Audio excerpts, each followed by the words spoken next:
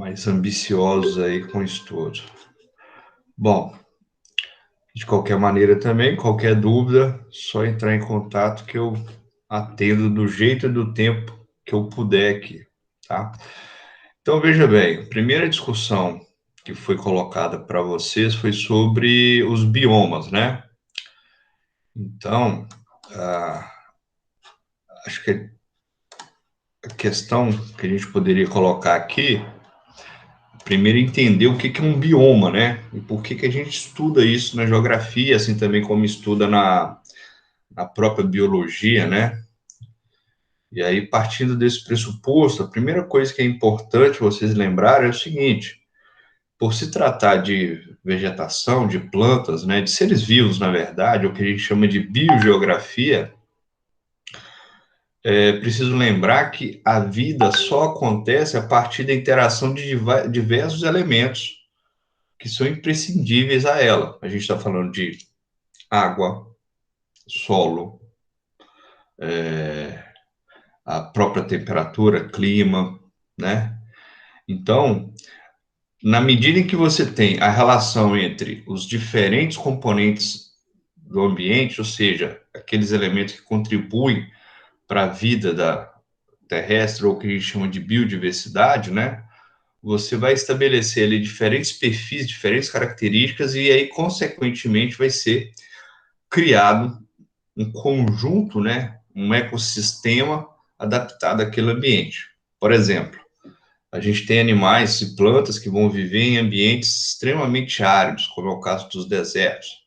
Da mesma forma que você vai ter animais que vão viver em ambientes extremamente frios, como é o caso da região do Ártico, do Polo Sul, né? Assim como você vai ter animais que vão viver numa área quente e úmida, como é o caso da região amazônica, próximo ao Equador. Então, essa sistematização dessa vida só é possível a partir da junção desses diferentes elementos. Então, aí a gente está falando da biodiversidade, né, que a gente aprende que a biodiversidade está relacionada com a interação entre a atmosfera terrestre, litosfera terrestre e hidrosfera terrestre. Agora, uma coisa que é importante, né, eu não sei se vocês já pararam para pensar nisso, mas a, a vida depende, em grande parte, de fatores abióticos, né? Todo mundo sabe o que significa o termo abiótico, né? O que significa o termo abiótico? Sei não, professor. Abiótico seria seres inanimados, né? Por exemplo, uma rocha é considerada um ser abiótico, entendeu?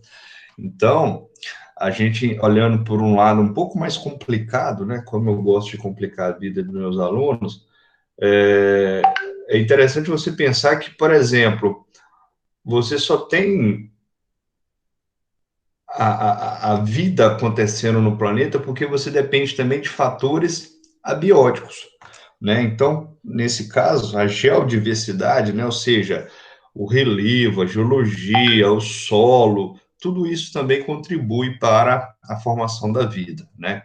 Então, essa é uma primeira introdução aí. Agora você já sabe o que é o ser biótico, é o que tem vida, e abiótico é o que não tem vida, tá? E não quer dizer que esses dois elementos não se interajam, pelo contrário, né? E aí a gente tem esses detalhes, né?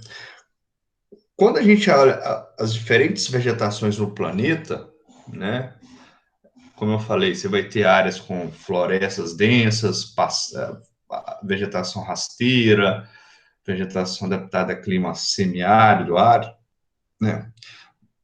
Então, a distribuição desses biomas está condicionada a diferentes elementos que vão desde a temperatura até mesmo a questão do relevo. Então, repare, né? Na base aqui você tem baixa latitude, né? Então, aqui próximo ao Equador, né? Média latitude, até chegar no polo, que é considerada alta latitude. E aí, olha só, quando você tem uma baixa latitude e uma baixa altitude, você vai encontrar o que a gente chama de florestas tropicais ou florestas equatoriais, que são as mais ricas em diversidade biológica, né? Na medida em que tu vai afastando, o que vai acontecer? Vai entrar numa zona de maior homogeneidade natural. Então, você vai ter uma biodiversidade menor, né, como é o caso das áreas de média para alta latitude, como é o caso das coníferas, a taiga, entre outros, até chegar naquela vegetação lá no extremo norte do planeta, que fica coberto de neve boa parte do ano, formação herbácea, né, rasteira, sem árvores, né, por causa do frio, entre outros, né. Então, aqui é um fator que a gente coloca. Então, essa distribuição dos biomas está muito ligada à questão climática, bem como à questão do relevo. Então, as áreas mais próximas ao Equador, vegetação mais densa, mais diversa, né, as florestas tropicais. Depois você entra numa zona intermediária, que é a zona temperada, aí você vai ter uma perda da biodiversidade, uma homogeneidade, né? Até que engraçado a gente ver a presença de mais desertos aqui nessas áreas, né? Muita gente acha que o deserto é quente, só tem deserto próximo ao Equador, mas isso é errado, né? Os maiores desertos estão em áreas de média latitude, isso tem a ver com a questão climática, né? E aí a gente chega, né, na vegetação brasileira, que a gente tem esse conceito, né, de domínios morfoclimáticos. A gente poderia falar dos biomas, né, mas aí os biomas, eles colocam uma classificação que é baseada na característica dos vegetais, das plantas, né? Então, você pensa, por exemplo, olha, eu vou dividir o Brasil em vegetações herbácea, arbustiva e arbórea, ou seja, eu vou fazer um mapa em que vai ter áreas com vegetação rasteira, gramíneas, como é o caso dos pampas, dos campos sulinos. Eu vou fazer depois um mapa com a vegetação arbustiva, como é o caso do cerrado, né, que pode variar também tanto para árvore como para vegetação rasteira. E depois eu vou fazer as manchas de fragmentos de vegetação arbórea, como é o caso da Mata Atlântica, Amazônia e tal.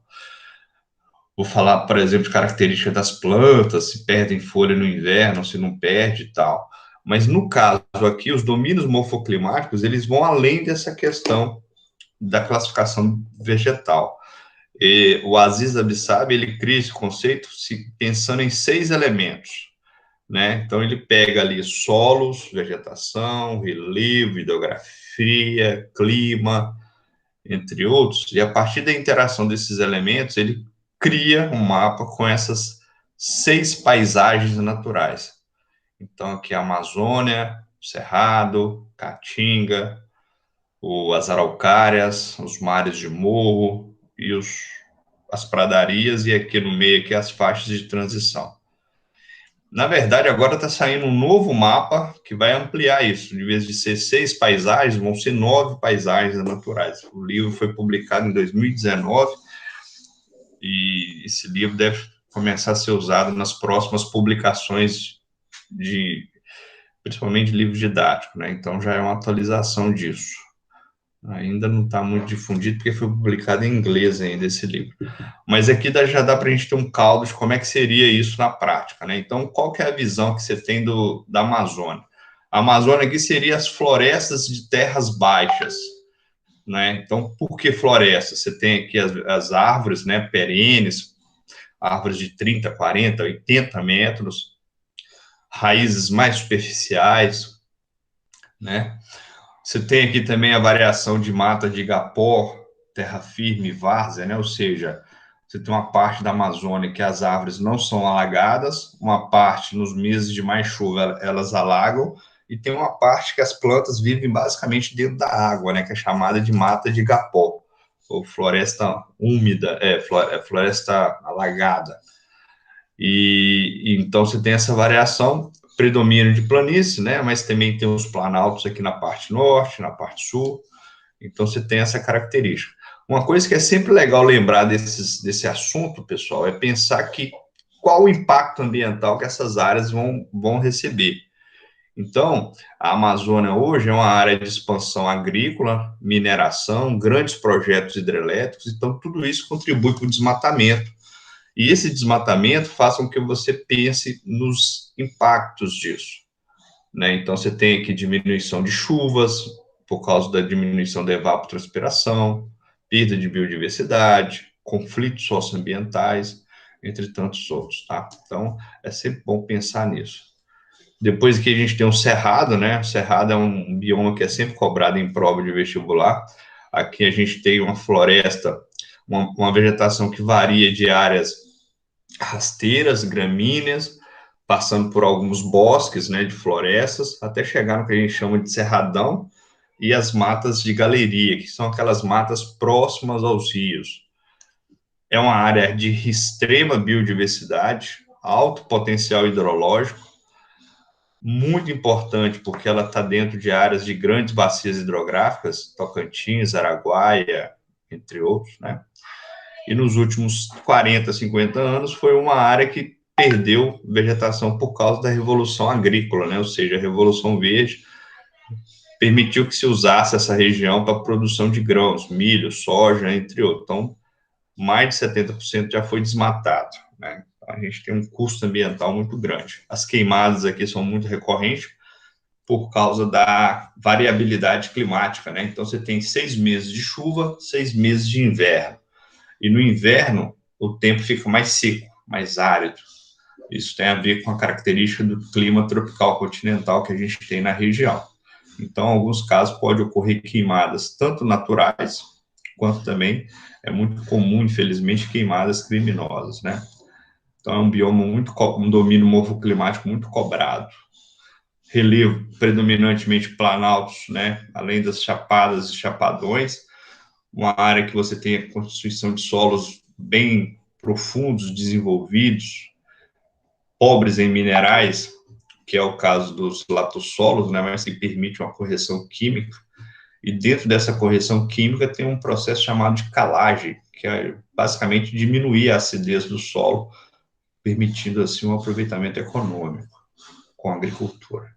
A caatinga, né, floresta, a vegetação herbácea, arbustiva, composta por vegetação xerófita, né, vegetação adaptada a clima seco, é uma área que vem sofrendo, principalmente com as atividades antrópicas, né, agricultura, técnicas rudimentares de pastagem, manejo do solo.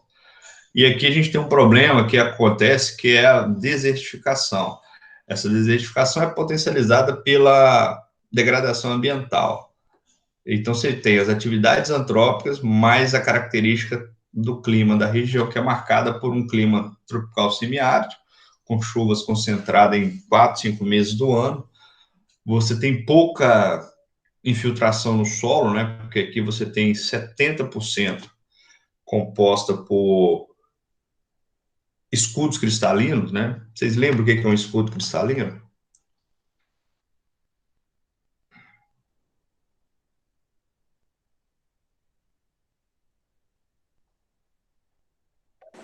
Lembro não. Então, as estruturas geológicas, elas são bases do nosso relevo. Então, por exemplo, quando eu falo que aqui tem escudo cristalino, eu estou falando o seguinte, que essa região ela tem uma geologia velha pra caramba, a gente está falando de idades de 3 bilhões de anos, inclusive no Brasil, as áreas que têm as rochas mais velhas no Brasil estão aqui nessa região. Então, a primeira característica que a gente estuda, né, quando a gente vai estudar as estruturas geológicas, você tem que tentar lembrar de 4 elementos: idade, litologia, o processo de formação e recursos naturais associados a ele. Quando a gente fala em idade, essa região de escudos cristalinos são muito antigas. Data ao longo do Proterozoico, do Paleozoico, 3 bilhões de anos. Da litologia, aqui a gente tem rochas graníticas e metamórficas, ou seja, rochas de origem magmática, bem como rochas de origem de algum processo de vulcanismo ou tectonismo. Então, a própria movimentação dos continentes ao longo do Pangeia, né, que vocês estudaram isso há mais tempo, pode ter gerado tensão e aí formou o metamorfismo. essa região, ela tem uma estrutura rochosa mais rígida, mais compacta. Então, quando chove, não tem muita condição de infiltrar no solo e formar aquíferos. E aí, como é que se mantém água aqui nessa região? É por isso que o Nordeste tem muito açude, aqueles lagos artificiais, né? Que as pessoas acumulam água e vão usando ao longo do período das secas. Porque em vez dessa água infiltrar no solo, ela escorre. Então, eles canalizam isso para depositar em lagos artificiais, chamados de açudes, né? Porém, essa região ela não é muito rica em minerais metálicos, como, por exemplo, minério de ferro, ouro, prata, né? Diferente do que acontece em Minas, aqui na região de Ouro Preto, Mariana, que é chamada ali do quadrilátero ferrífero, né? Mas isso é uma outra história. Então, aqui que a gente tem esse contexto, tá? Então, a gente tem aqui um solo mais arenoso, rico em minerais e pobre em... rico em minerais e pobre em matéria orgânica. A Amazônia tem um solo pobre em minerais e rico em matéria orgânica. O que que muda? Na Amazônia chove muito, mas tem muita matéria orgânica das folhas das árvores. Aqui chove pouco, então preserva os minerais, em compensação tem pouca matéria orgânica. Então é um solo mais arenoso, tá? E o último aqui, mais importante para a gente pensar aqui, é o mares de morro da nossa região aqui, né? Então, onde ocorre ali a Mata Atlântica e as suas variações, você tem mais ou menos 3.500 municípios. É uma área que foi densamente desmatada, né? E o relevo composto por mares de morro, né? Aquelas ondinhas decorrentes da ação erosiva, né? Elas potencializa movimentos de massa, erosão. Então, são regiões que é muito comum você ter aquelas imagens de uma casa sendo entampada, destruída por um movimento de lama, né, que vem morro acima, por causa da característica do relevo e também da questão climática, né, associada ao clima, principalmente nos meses de verão, né, que chove mais o relevo, você tem um solo mais argiloso, que retém mais água por causa de ferro, entre outros, também associado aos escudos cristalinos, né? E aí você tem mais acidentes desse tipo, né? Então, basicamente, os principais que a gente poderia falar seriam esses aqui.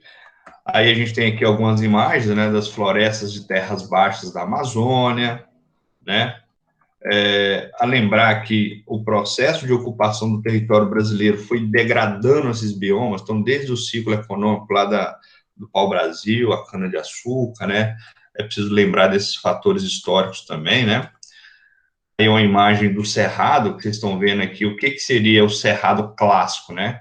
Você tem esse capim aqui, que é uma chamada herbácea, você tem esses arbustos, geralmente são árvores de 2, 3 metros de distância uma da outra, né? Em alguns lugares você vai ter ele mais juntinho, né? Chamado de cerradão, né? É uma área extremamente rica. Aqui você tem uma imagem mais detalhada, né? O campo sujo, você vê o capim, os arbustinhos no meio, o campo limpo, só aquele capim, inclusive aqui você tem aquele capim dourado que é usado para artesanato e tal. O cerrado, você tem aqui uma vegetação um pouco espaçada, a casca grossa, galhos retorcidos por causa da toxicidade dos solos, né? Mas é extremamente rico, cheio de biodiversidade. O cerradão já é uma mini floresta, digamos assim, e as matas de galerias que são adjacentes aos cursos d'água, né? E aqui uma imagem do cerrado, da caatinga, né? Os cactos, vegetação xerófita e tal, mas também muito rico em biodiversidade, né? Uma coisa interessante sobre a caatinga no Nordeste aqui, né? O domínio morfoclimático, é que você tem uma grande densidade demográfica, né? Até um tempo atrás, achava-se que era a região com clima semiárido mais ocupada, mais densamente povoada no mundo, mas não, tem uma região na Índia que tem muito mais habitantes, tem características climáticas bem similar, né? Aí a imagem dos mares de morro, né? Você viaja, qualquer estrada que a gente pega aqui perto da gente, a gente vai ver essa imagem aqui, ó. Um monte de área desmatada, morro, ondinha, né? Parece umas ondinhas aqui. Então é muito comum, mas essa imagem aqui, por exemplo, já mostra o que deveria ser, né, as áreas preservadas, sendo assim, se teria produção de água, diminuição de riscos ambientais, entre outros, né? As araucárias, né? Essa vegetação foi muito devastada por causa da agricultura, ocupação estrangeira aqui dos europeus, né? Então, é uma área também que perdeu mais de 70% da sua vegetação nativa. E as pradarias do sul, que também chamam a atenção porque elas começam a apresentar dunas de areia, né? Formando aqui o que a gente chama de arenização. Por que a gente usa o termo arenização aqui e não desertificação como no Nordeste? Porque aqui chove bem mais do que no Nordeste. O que pode ser similar aqui, talvez, é que essas chuvas podem ter intervalos, tempos ali ao longo do ano que elas se concentram mais. Mas, de maneira geral, aqui chove quase que o dobro do que no Nordeste. Então, aqui o termo seria arenização. E diferente do Nordeste, aqui, basicamente, você tem um predomínio de áreas de sedimentação, né? Daí que você tem essa ideia dessas areias aqui que são transportadas pelo vento, né? Então, basicamente, seria isso aqui para a gente fechar a nossa primeira semana aí de atividade do PET. Esse computador travou agora? Que legal, que legal.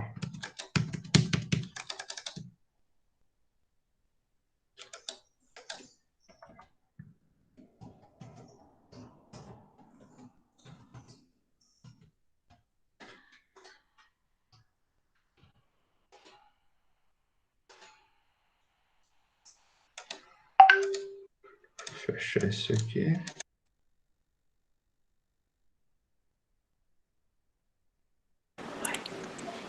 Ai, Jesus. Tchau, Ariel.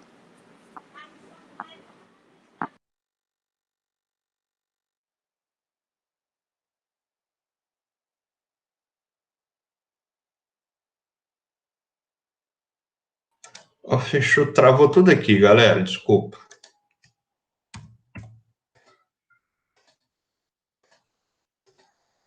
Oi, oi, oi.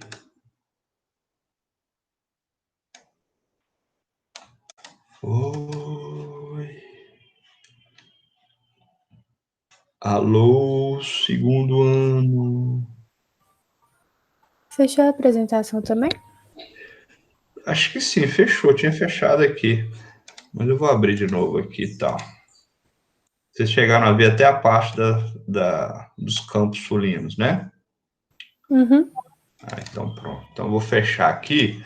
Aí eu vou disponibilizar essa gravação lá no Google, no Classroom, e mando o link dela para vocês também.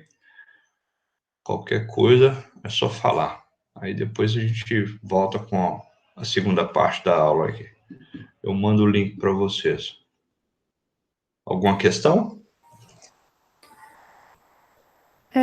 Eu queria perguntar se você mandou o formulário da primeira semana do PET, né? Sim. Aí, tipo assim, eu fiz ela no PET, né?